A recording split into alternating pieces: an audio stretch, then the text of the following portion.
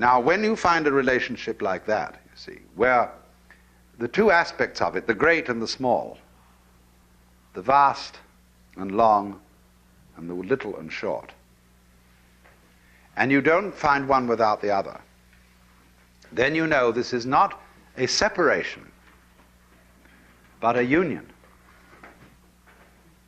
where what we call the long is one end of the same energy pattern of which short is the other end.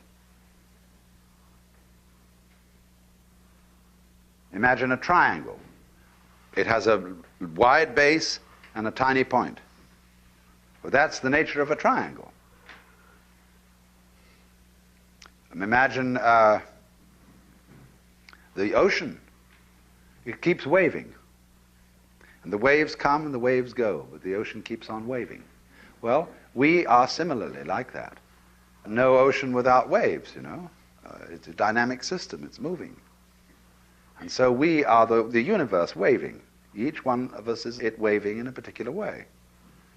So what you do, if you want to find that out, is you have to, what shall I say, deepen your consciousness. You have to go down to its roots and discover the point where it ceases to be purely you, where it ceases to be simply the system of memories and habits that you call your ego. And underneath that system, which is, as it were, the crest of the wave, going tickle, tickle, tickle, tickle, right out on the top where all the spray goes, you see. Deep down underneath that is the huge force of the ocean, which is present in you at all times, operating at the basis of your consciousness, which is at the same time the basis of your physical energy, muscular power, and indeed existence at all. But at that level, you are supra-personal. That is to say, when you realize that you stand here as a body because you had a father and mother. And they passed on to you those genes, those DNA and RNA tricks that produce you here as a physical entity. And of course your father and mother had parents. And it goes way, way, way back.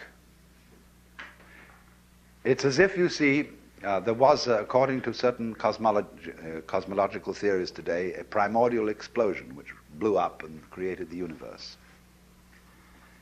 And you know how it is when you take a bottle of ink and you throw it at a whitewashed wall, smash like that, and it goes splat all over the place. There's a big blob in the center. And then as it goes out, it gets all sorts of little curlicues and wiggles. So you see, the cosmic explosion is still happening. It takes a long time from that big essential bang for the whole thing to go whoosh. It takes billions of years for it to happen. And it's still happening. And we are the little curlicues out on the edge. See? And we're connected. We are part of the central explosion that originally happened. That, in a certain sense, is in you. You're still manifesting it, you see?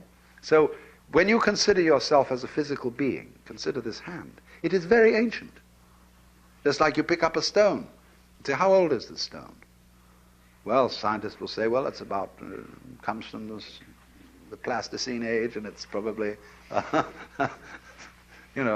4 million years old. But then you think, well, wait a minute. You mean 4 million years old? Where did it come from? What was it before it was a stone? Well, it was something or other. And that goes back, you see. So everything you touch, including yourself, is incredibly ancient. It goes back to the very beginning of time. So if your mind awakens, you suddenly see all your friends sitting around you looking incredibly ancient. I don't mean in the sense of old and haggard, but like angels, like eternal beings, who were always there from the beginning. All right, let's take an intermission.